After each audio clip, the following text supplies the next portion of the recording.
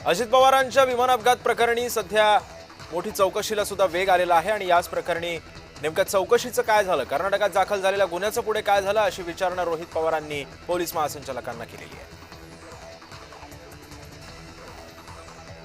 बारामती पोटनिवडणूक बिनविरोध करायचे महायुतीचे प्रयत्न सुरूच आहेत। काँग्रेसने निवडणुकीतून माघार घ्यावी अशी भूमिका मुख्यमंत्री देवेंद्र फडणवीसांनी मांडली।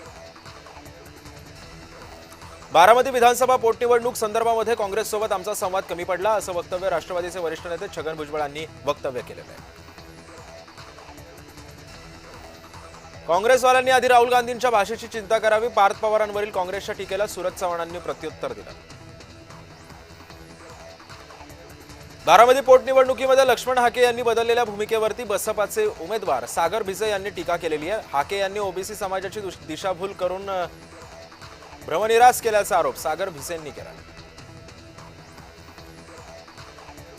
10 कोटी रुपये देऊन सदस्य फोडल्याचा आरोप शशिकांत शिंदेंनी भाजपवरती केला होता। यावर शशिकांत शिंदेंनी पुराव्यासकट बोलावं, त्यांच्या सदस्यांचाच त्यांच्यावरती विश्वास नाहीये असं उत्तर मंत्री शिवेंद्रसिंह राजे भोसले यांनी दिलं।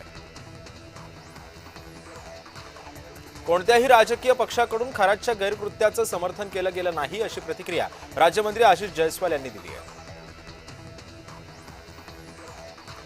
पंढरपूर इथं भगीरथ भालके आणि अनिल सावंत समर्थकांची बैठक संपन्न झाली। शिवसेना पक्षप्रवेशाच्या संबंधित ही बैठक होती।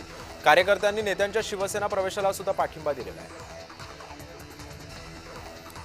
भाषणही न येणाऱ्यांना अधोगतीबाबत बोलणं जास्तच झालं अशी टीका महाराष्ट्र काँग्रेसनं पार्थ पवारांवर केली आहे। पार्थ पवारांवर टीका करताना कृतज्ञ असाही उल्लेख काँग्रेसने केलेला आहे।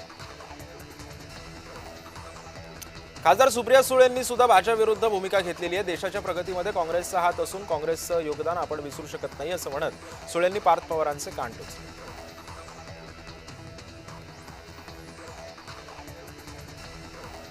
काँग्रेसचे नेते नाना पटोले यांनी पार्थ पवारांवर केलेल्या टीकेवरती प्रतिक्रिया दिलेली आहे। अपयश कोणाच्या वाटेला येईल ते वेळ सांगेल असं पटोले म्हणालेत, पण दबाव तंत्राचा वापर करून प्रश्न सुटणार नाही अशी ही प्रतिक्रिया पटोलेंनी दिली।